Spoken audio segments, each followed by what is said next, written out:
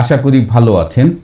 আজ কথা বলবো বাংলার তথাকথিত সক্রেটিস খুনি ইউনূসের অন্যতম উপদেষ্টা মাহফুজ আলমের বিজয় দিবসের স্ট্যাটাসটা নিয়ে।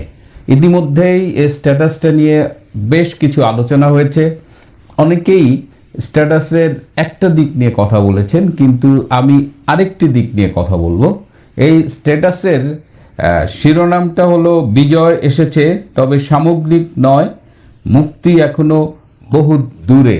তিনি এই স্ট্যাটাসটার এতই ভার ছিল যে মাত্র 2 ঘন্টার মধ্যে তিনি আর ভার বহন করতে পারেননি, এটি সরিয়ে নিতে বাধ্য হয়েছেন। সে স্ট্যাটাসে তিনি লিখেছেন, হিমালয় থেকে বঙ্গোপসাগর পর্যন্ত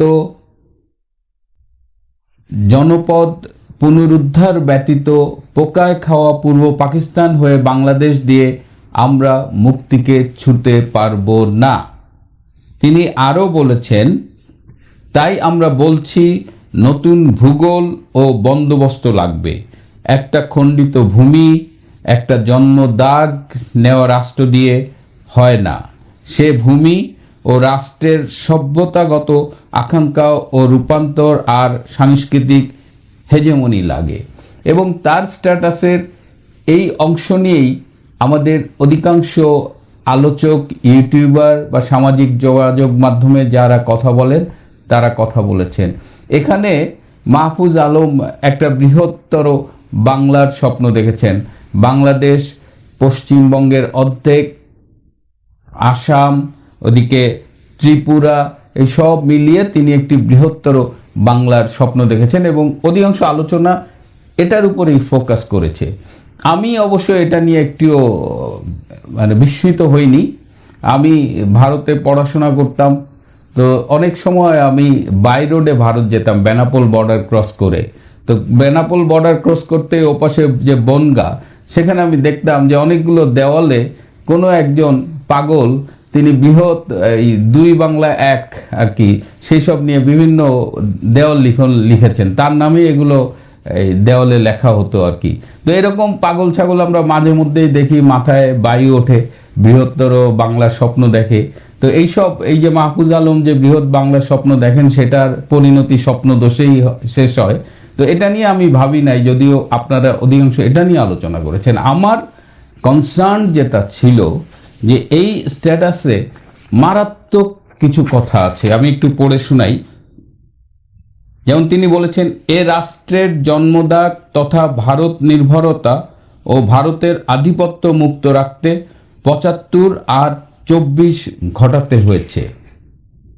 75 আর 24 ঘটাতে হয়েছে, তার মানে হলো যে 75 আর 24 লিঙ্কড, দে আর কানেক্টেড।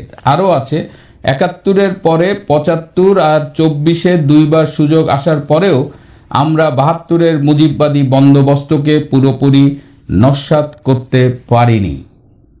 এখানে আবারও সেই 75 আর 24-এর লিঙ্কটা তিনি মেনশন করেছেন এবং একটা জিনিস স্বীকারও করেছেন যে 72-এর মুজিববাদী বন্দোবস্তকে পুরোপুরি নস্যাৎ করতে তারা পারেনি। মুজিববাদ এতটাই শক্তিশালী যে এত হত্যাকাণ্ডের পরেও মুজিববাদকে কিন্তু তারা নস্যাৎ করতে পারেনি।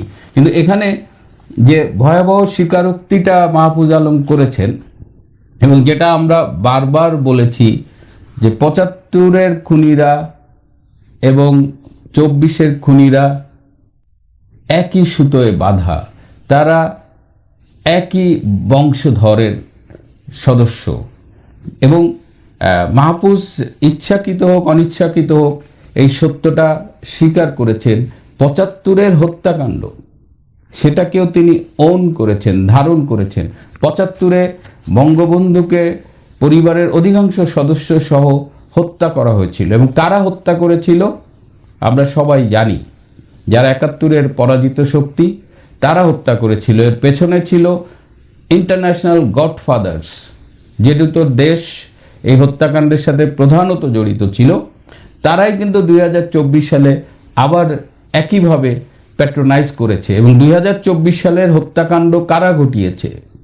আপনি যদি খুব দলকানা না হন, আপনি যদি দল অন্ধ না হন, আপনি যদি জামাত, শিবির কিংবা হিজবুত তাহরীর জঙ্গি না হন, আজকে আপনি স্বীকার করতে বাধ্য, যেটা খুনি ইউনূস নিজেও স্বীকার করেছেন, যেটা একটা মেটিকুলাসলি ডিজাইন একটা ষড়যন্ত্র ছিল। সেই ষড়যন্ত্রের মাস্টারমাইন্ড ছিলেন এই খুনি ক্ষমতার জোর দখলকারী ইউনূস, এবং তার সাথে এই যে কিশোর গ্যাংয়ের সদস্য তথাকথিত সক্রেটিস, মাহফুজ, হাসনাত, সার্জিস, নাহিদ, আসিফ, এরা হত্যাকাণ্ডটা ঘটিয়েছে। ৭৫-এ এদের বাপদাদারা ঘটাইছিল, আর ২৪-এ এসে এরা হত্যাকাণ্ড ঘটিয়েছে। তার মানে এই দুটো হত্যাকাণ্ড ভেরি লিঙ্কড, এবং এই হত্যাকাণ্ডগুলো এই খুনি ইউনূস গংরাই ঘটিয়েছে। এই স্বীকারোক্তিটা প্রমাণ হয়ে এই স্ট্যাটাসে থাকলো, এবং এটা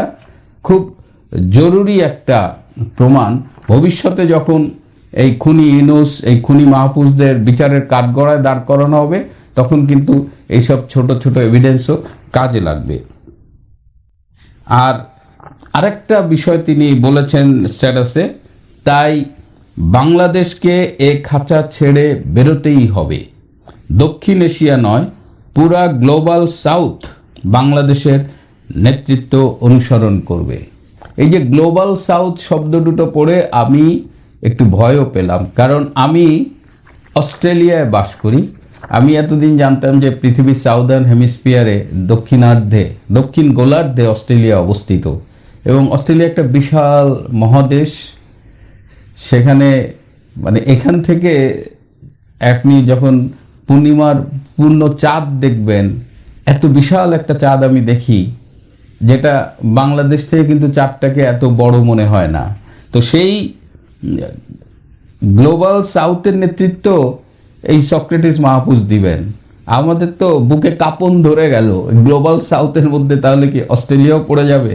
তিনি কি অস্ট্রেলিয়া দখলেরও স্বপ্ন দেখেন? এর আগে আমরা দেখেছি যে এই রাওয়ার মাতাল গাঁজাখোর সেনা, অবসরপ্রাপ্ত সেনা অফিসার কলকাতা দখল করে আমেরিকা দখল করবে। এখন মাহফুজ কি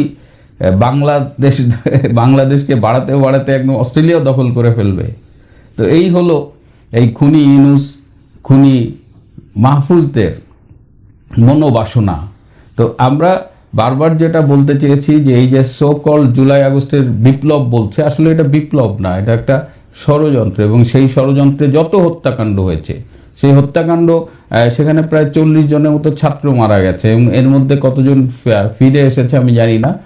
আর এই সময় আরও কিছু মানুষজন যারা মারা গেছে, যারা তৃতীয় পক্ষের গুলিতে নিহত হয়েছে, খুন হয়েছে, তাদের দিয়েও একটা মানে নিহতদের একটা তালিকা করেছে। সেই তালিকার কতটুকু জেনুইন, কতটুকু বিভিন্নভাবে মারা যাওয়া লোকজন ঢুকায় দিছে, তো এইসব নিয়ে বিভিন্ন বিতর্ক আছে, সমালোচনা আছে। কিন্তু যে বিষয়টা আমরা নিশ্চিত, যে মাস্টার মাইন্ড খুনি ইউনূস এবং তার অন্যান্য খুনি সহযোগিতা, সাথে আবার আসিফ নজরুলও আছে, এদের নিয়ে যে হত্যাকাণ্ডগুলো সংগঠিত করেছে, এই হত্যাকাণ্ডগুলো ২০২৪ সালে যে সংগঠিত করেছে, they are very linked with the killings of 1975।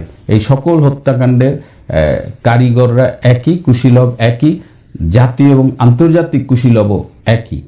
সুতরাং এইসব খুনিদের চিনে রাখুন, ভবিষ্যতে অবশ্যই এদের বিচার হবে।